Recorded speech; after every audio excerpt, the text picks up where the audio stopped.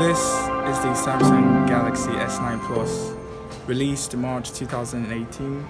It was one of Samsung's flagships for the year, the successor to the S8 Plus, and arguably one of the best phones of that year. So it's a 2018 flagship, but we're in 2020. Why are we talking about the S9 Plus? Well, it's because of its price. And when I say its price, I mean its price. Let me explain. Yes, when the S9 Plus was initially released, it retailed for around $840. I'm talking about the base model, which is equivalent to about over 300,000 naira. But because it's 2 years old, it's available now in the used market and you can get it for around $300, which is equivalent to about 100,000 naira. So you're basically getting a 2018 flagship phone with flagship specs for more than half the price. The honest truth is, for most consumers, for most people, you're only really interested in a couple things whenever you want to buy a smartphone. One would be price, probably camera, you're going to be interested in performance, and maybe design. So does the Samsung Galaxy S9 Plus hit all of those marks? I guess it's time for us to find out. So we're going to start with the display, the screen. It's a 6.2-inch Super AMOLED display with a resolution of 1440 by 2960 with HDR10. Samsung are known for making one of the best display panels on smartphones, so no exception. Samsung, or this particular one, the S9 Plus, looks amazing. What about software? Well, it is upgradable to Android 10 with One UI 2.0. Yes, like most Samsung devices, you wouldn't get software updates for many more years. In fact, I think this is the last they would get. But in terms of what is currently available, the S9 Plus has it. Moving on from that, let's talk about processing power. Well, it has the Snapdragon 845 or the Exynos 9810, depending on what region you stay, with 6 GB of RAM and storage options from 68 to 256 with UFS 2.1 storage. So yeah, it is pretty fast. Yes, it isn't what, say, the 865 or the 865 Plus. It is a pretty fast smartphone. You wouldn't have any issues opening apps or multitasking. It's pretty efficient, to be honest. Next, we're going to be looking at the cameras. As you can see, it has dual rear cameras. We have a 12 megapixel wide lens with optical image stabilization and also a 12 megapixel telephoto lens with optical image stabilization, obviously being 2 times optical zoom. As you can see, some of the samples I've taken, pictures are going to look very detailed, bright, contrasty. I mean, it's Samsung. You know what to expect.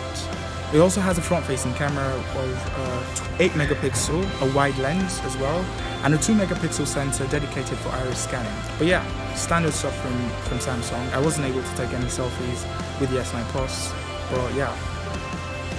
Just make sure that you're in an area where it's really lit, because it wouldn't fare or do well rather in poorly lit areas. Okay, so we've talked about the camera, we've talked about performance, we've talked about price. I feel the next should be design.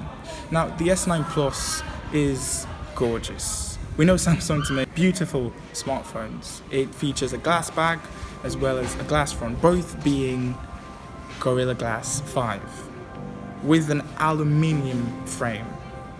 It's Gorilla Glass 5, but it's still glass. And as you've seen multiple times in this video, the one I have has already cracked, in fact. So I do recommend putting a case on it.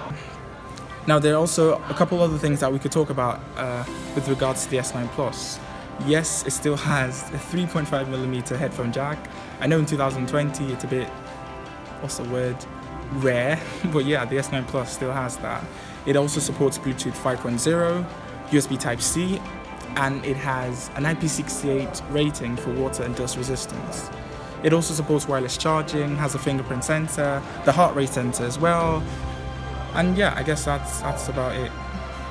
The downside of the S9 Plus, the major downside of the S9 Plus would be the battery. It has a 3,500 milliamp hour battery, but considering it's a 6.2 inch super high res screen, the battery sucks, to say the least. You would have issues lasting an entire day with the S9 Plus and even with the S9. So the battery is really the downside of this smartphone. So unless you're someone who really wants a really good battery, the S9 Plus is still pretty good in 2020. Listen, the honest truth is, for most people, if you're buying a smartphone in 2020, it should perform smoothly. It should have a decent camera, it should have a decent battery, it should have a really good display.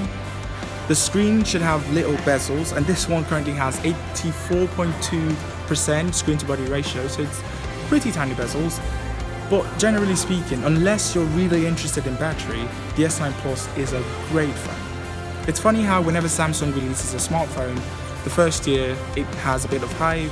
After 2 years, they just go under the radar. Price-wise, value-wise, they just tend not to do so well. But the S9 Plus is still really a great buy, considering it still has software updates, the latest in fact, as well as a beautiful design, a beautiful screen, a very good camera, and tons of things on its side. So yes, this is me recommending the S9 Plus in 2020. If you buy it, considering it's less than half the price it originally retailed for, the S9 Plus it's a great option. So yeah, that's been it, guys. I wouldn't tell you to subscribe because I don't know, but okay. See you in the next video.